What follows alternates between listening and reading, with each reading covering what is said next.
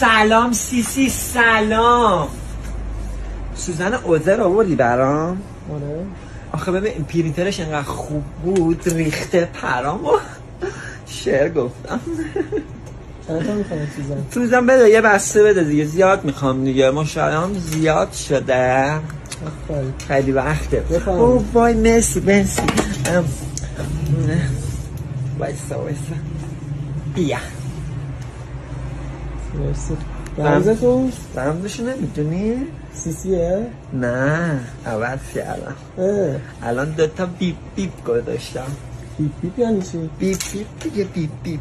85 نه این جدیدا میگن 85 هم قدیمیا بوق میزدن قدیم. آها 10 11 چقدر تو فانی جیگر میخورم اونجوری منو نگاه نکن.